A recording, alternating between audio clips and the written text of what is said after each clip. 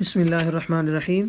یہ clip number 68 یعنی 68 ہے، اور آج ہم سورہ بقرہ کی آیات نمبر 153، 154، 158، 153، 154 وغیرہ کا اور اسے آگے کا ترجمہ اور تفسیر پڑھیں گے۔ اللہ رب العالمین نے ارشاد فرمایا، یا ایھا الذین آمنوا استعینوا بالصبر والصلاۃ ان اللہ مع الصابرین۔ ترجمہ: اے ایمان والو، صبر اور نماز سے مدد مانگو، بے شک اللہ صبر والوں کے ساتھ ہے، بے شک اللہ صابرین کے ساتھ ہے۔ اس آیت مبارکہ میں اللہ رب العالمین نے ہمیں ہر حوالے سے صبر کرنے کا اور نماز اور صبر کے ساتھ مدد مانگنے کا حکم دیا۔ اللہ رب العالمین نے اس چیز میں یہ بات بتائی ہے، ان آیات میں یہ بات بتائی ہے کہ صبر سے مدد مانگنا جائز ہے اور نماز سے بھی مدد مانگنا جائز ہے، اور مدد طلب کرنا یہ ہے کہ عبادت کی ادائیگی کی جائے، گناہوں سے رکنے اور نفسانی خواہشات کو پورا نہ کرنے پر صبر کیا جائے،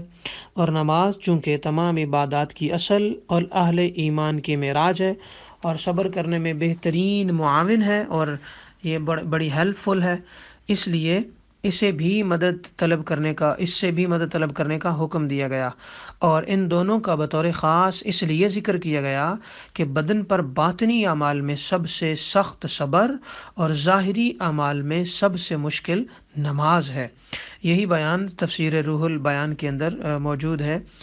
سورہ بقرہ کی اسی آیت کے تحت۔ حضور سید دو عالم صلی اللہ علیہ وآلہ وسلم بھی نماز سے مدد طلب فرماتے تھے، جیسے کہ حضرت حذیفہ رضی اللہ عنہ سے روایت ہے۔ یہ روایت سنن ابی داؤد کی حدیث نمبر 1319 ہے،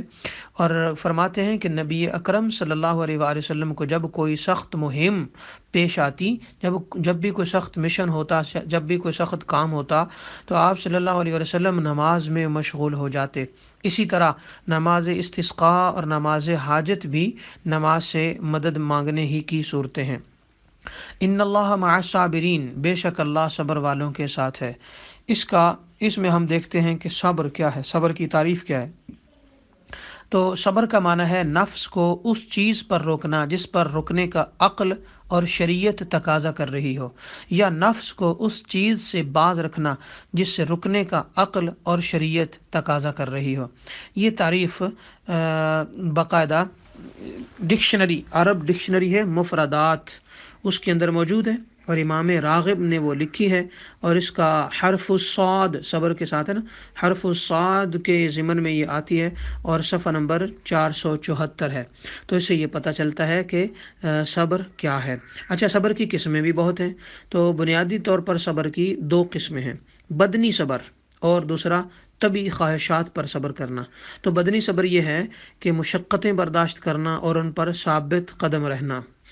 طبعی خواہشات پر صبر یہ ہے کہ خواہشات اور اس کے تقاضوں سے صبر کرنا۔ پہلی قسم کا صبر جب شریعت کے مطابق ہو تو قابل تعریف ہوتا ہے، لیکن مکمل طور پر تعریف کے قابل صبر کی دوسری ہی قسم ہے، اور اس طرح صبر کے بہت سارے فضائل بھی قرآن پاک اور احادیث مبارکہ میں باقاعدہ بیان ہوئے ہیں۔ قرآن و حدیث اور بزرگان دین کے اقوال میں صبر کے بے پناہ فضائل بیان کیے گئے ہیں۔ ترغیب کے لیے 10 بیان کرتا ہوں۔ ایک حدیث پاک میں، بلکہ آیت مبارکہ میں ہے، اللہ رب العالمین نے سورہ انفال آیت نمبر 46 میں فرمایا، اللہ صبر کرنے والوں کے ساتھ ہے۔ اسی طرح سورۃ النحل آیت نمبر 96 میں اللہ نے ارشاد فرمایا، صبر کرنے والے کو اس کے عمل سے اچھا اجر ملے گا۔ اس طرح سورۃ الزمر آیت نمبر 10 میں اللہ نے ارشاد فرمایا، صبر کرنے والوں کو بے حساب اجر ملے گا۔ اسی طرح معجم الکبیر کی حدیث ہے،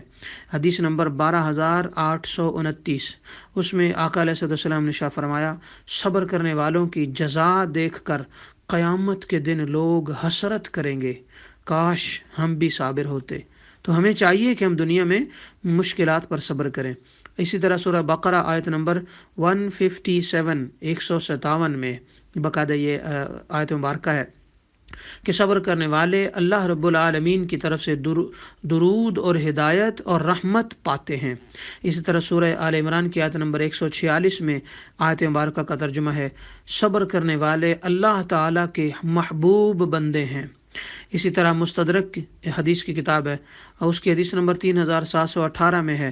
حدیث پاک آقا علیہ السلام ارشاد فرماتے ہیں صبر جنت کے خزانوں میں سے ایک خزانہ ہے، لہذا اسے حاصل کر لیجئے۔ اسی طرح امام غزالی اپنی کتاب احیاء العلوم صفحہ جلد نمبر 4 صفحہ نمبر 76 پر ارشاد فرماتے ہیں صبر کرنے والے کے گناہ اور خطائیں مٹا دی جاتی ہیں۔ اسی طرح ترمذی شریف، سنن جامع ترمذی شریف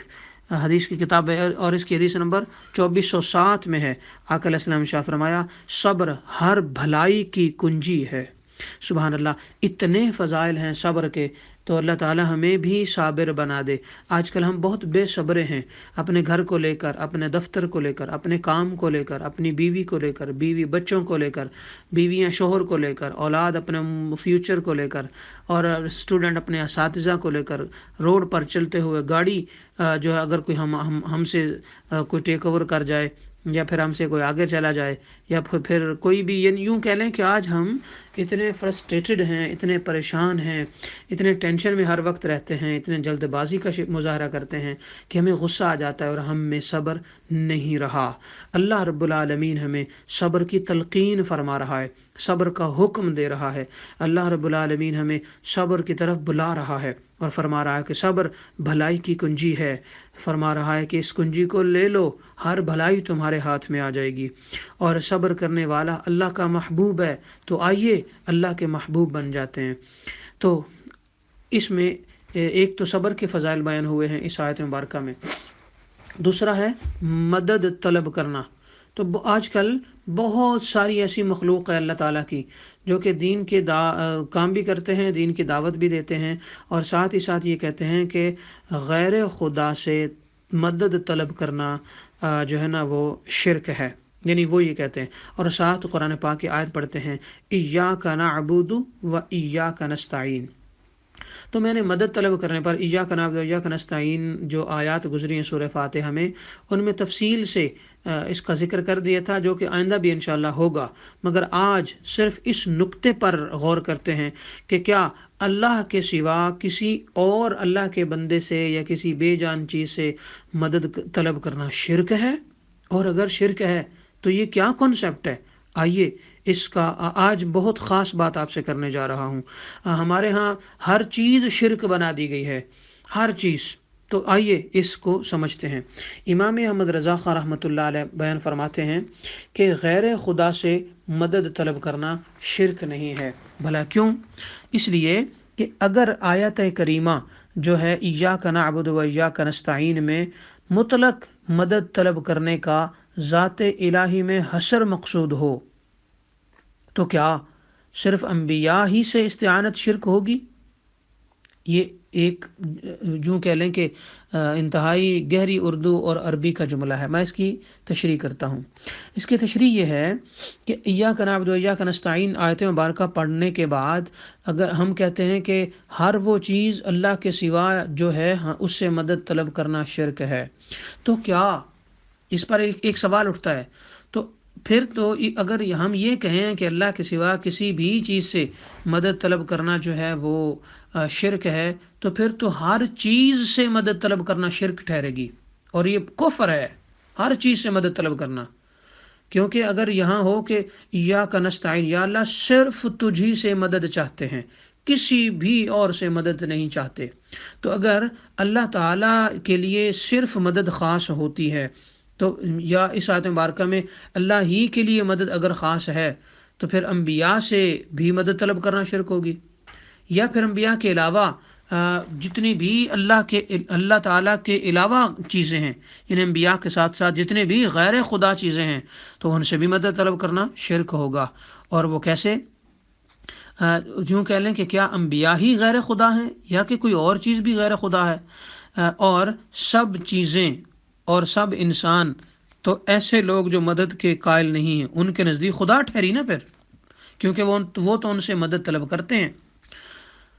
یا پھر آیت میں خاص انہی کا نام لے دیا ہے، یعنی انبیاء کرام کا، کہ ان سے مدد طلب کرنا شرک ہے اور اوروں سے مدد طلب کرنا جائز ہے؟ نہیں، بالکل بھی ایسی بات نہیں ہے۔ جب صرف ذات احدیت سے تخصیص ہو اور غیر غیر سے شرک ماننے کی ٹھہری ہے تو پھر مدد کیسی ہی ہو وہ غیر خدا سے ہی سمجھی جائے گی اور یہ ہر طرح سے شرک ہوگی۔ جیسا کہ یوں کہہ لیں کہ اگر ہم یہ عقیدہ رکھ لیں کہ مدد صرف اللہ سے مانگنی ہے اور اللہ تعالیٰ کے سوا ہر ایک سے مدد طلب کرنا جو ہے وہ شرک ہے، تو پھر وہ کسی بھی یعنی اگر اس اصول کو ہم مان لیں تو پھر کسی بھی طرح کی مدد طلب کرنا شرک ہے، کسی بھی طرح کی مدد حاصل کرنا شرک ہے، اور یہ مدد طلب کرنے والے لوگ یہ اصول دینے والوں کے نزدیک کافر ہوں گے، جیسے کہ انسان ہیں یا پھر بے جان چیزیں ہیں یا پھر زندہ لوگ ہیں، اولیاء بھی زندہ ہیں، یا پھر فوت شدہ لوگ ہیں جیسے کہ اولیاء اللہ ہیں، انبیاء ہیں، یا پھر ذاتیں ہیں یا پھر صفاتیں ہیں یا پھر افعال ہیں یا پھر حالات ہیں، یہ سارے کے سارے غیر خدا ہونے میں ہی داخل ہیں۔ تو اب کیا جواب ہے؟ آیت کریمہ کا رب فرماتا ہے، اللہ تعالیٰ فرماتا ہے وَاسْتَعِینُوا بِالصَّبْرِ وَالصَّلَاةِ، مدد طلب کرو نماز کے اور صبر کے ساتھ۔ تو کیا صبر خدا ہے جس سے ہم مدد طلب کریں؟ اور یہ حکم اللہ خود دے رہا ہے۔ کیا نماز خدا ہے جس سے ہم مدد طلب کریں اور اللہ تعالیٰ ہمیں خود حکم فرما رہا ہے؟ ایک بات۔ دوسری آیت مبارکہ ہے، اللہ تعالیٰ نے ارشاد فرمایا سورہ مائدہ آیت نمبر 2، وَتَعَاوَنُوا عَلَى الْبِرِّ وَالتَّقْوَى، آپس میں ایک دوسرے کی مدد کرو بھلائی اور پرہیزگاری پر۔ تو اس آیت مبارکہ میں بھی اللہ تعالیٰ مدد مانگنے کا، مدد طلب کرنے کا حکم دے رہا ہے، ہر نیکی کے کام پر مدد کرنے کا حکم دے رہا ہے۔ تو یعنی اگر غیر خدا سے مدد لینا مطلقاً محال ہے اور مطلقاً جو ہے وہ ناجائز ہے اور بالکل ہی غلط ہے یا شرک ہے، تو اس یہ دو جگہ جو حکم الہی ہے اس کا کیا مطلب ہے پھر؟ اور اگر مدد طلب کرنا ممکن ہو تو جس سے مدد مل سکتی ہے اس سے مدد مانگنے میں کیا حرج ہے؟ یعنی مدد مانگنے میں یا مدد جس سے بھی مدد مل سکتی ہے اگر ہم اس سے مدد لیتے ہیں جیسا کہ یقینی طور پر لیتے ہیں، تو پھر مدد حاصل کرنے میں حرج ہی کیا ہے اور گناہ ہی کیا ہے؟ کیونکہ احادیث مبارکہ کی تو گنتی ہی نہیں ہے، کیونکہ کثیر احادیث مبارکہ میں صاف صاف حکم ہے کہ صبح کی عبادت سے مدد طلب کرو، شام کی عبادت سے مدد حاصل کرو، کچھ رات رہے کی عبادت سے مدد حاصل کرو، یعنی تہجد کی نماز سے مدد حاصل کرو، علم کے لکھنے سے مدد حاصل کرو، سحری کے کھانے سے مدد حاصل کرو، دوپہر کے سونے سے مدد حاصل کرو اور صدقہ سے مدد حاصل کرو، حاجت روائیوں میں حاجتیں چھپانے سے مدد حاصل کرو۔ اور اسی طرح اللہ رب العالمین ارشاد فرماتا ہے سورۃ التحریم آیت نمبر 4 میں، فرمایا فَإِنَّ اللَّهَ هُوَ مَوْلَاهُ وَجِبْرِيلُ وَصَالِحُ الْمُؤْمِنِينَ وَالْمَلَائِكَةُ بَعْدَ ذَلِكَ ظَهِيرٌ، پس بے شک اللہ مولا ہے، اور بے شک اللہ بھی مولا ہے یعنی مددگار ہے، وہ جبریل اور جبرائیل امین علیہ السلام بھی مولا ہیں یعنی مددگار ہیں، وصالح المؤمنین، اور اللہ کے نیک بندے بھی مددگار ہیں، چاہے وہ دنیا میں ہوں چاہے دنیا سے چلے گئے ہوں، مددگار ہیں۔ وصالح المؤمنین والملائکۃ بعد ذلک ظہیر، اور ان کے بعد اللہ تعالیٰ کے فرشتے بھی مددگار ہیں۔ تو سورہ فاتحہ کی ایاک نعبد و ایاک نستعین سے اور وستعینوا بالصبر والصلاۃ سے اور وتعاونوا علی البر والتقوی سے اور سورۃ التحریم کی آیت نمبر 4 سے یہ پتہ چلا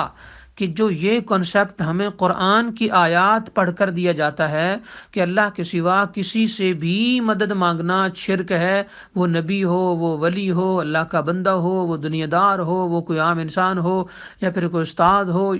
یوں کہہ لیں کہ ایاک نعبد و ایاک نستعین پڑھ کے کہتے ہیں اللہ ہر غیر خدا سے مدد طلب کرنا شرک ہے، تو یہ کنسپٹ قرآن کا نہیں ہے، یہ کنسپٹ وہابی ازم کا ہے، اور جبکہ وہابی ازم کا پودا سعودیہ نے لگایا تھا اور اس کے پیچھے اسرائیل ہے، جو کہ آج کے دور میں ثابت ہو چکا ہے۔ میں آپ کو دو ٹوک لفظوں میں کہنا چاہوں گا کہ شہزادہ سلمان 2018 میں باقاعدہ امریکہ میں BBC نیوز کو انٹرویو میں کہہ چکے ہیں کہ وہابیزم کا پودا ہم نے لگایا، جس نے اسلام سے نقصان پہنچایا، آقا علیہ السلام کی محبت ختم کر دی، اس نے دہشت گردی کو فروغ دیا، اس نے اسلام کو بدل کے رکھ دیا۔ یہ ساری وہ باتیں ہیں جو دلائل کی صورت میں بالکل انٹرویو اور اخبارات کے کٹنگ کی صورت میں بندہ ناچیز کے پاس موجود ہیں۔ تو نتیجہ کیا نکلا کہ اللہ تعالیٰ سے مدد مانگنا حقیقی مدد ہے، اور ضرورت پڑنے پر اگر آپ اللہ تعالیٰ کے نبی سے مدد طلب کریں جیسے یا رسول اللہ انظر حالنا کہہ کر، تو یہ بالکل جائز ہے، جیسا کہ پیچھے ایک آیت میں گزرا ہے اور اسی طرح اگر آپ اللہ تعالیٰ کے اولیاء کے پاس جاتے ہیں، ان سے مدد طلب کرتے ہیں تو تب بھی جائز ہے۔ اسی طرح آپ اللہ کے کسی ولی کے مزار پر جائیں اور مزار پر جا کر اس اللہ کے ولی کے وسیلے سے اللہ کی بارگاہ سے مانگیں تو تب بھی جائز ہے۔ آپ اپنے والدین، اپنے اساتذہ، اپنے دوستوں، اپنے کلاس فیلوز، اپنے کولیگز اور اپنے دنیا میں اپنے ڈاکٹرز اور کسی بھی بندے سے اگر مدد طلب کریں تو یہ مدد حاصل کرنا بھی جائز ہے، کیونکہ رب کائنات نے اپنی ذات کے ساتھ ساتھ ہر اچھے اور نیکی کے کام پر مدد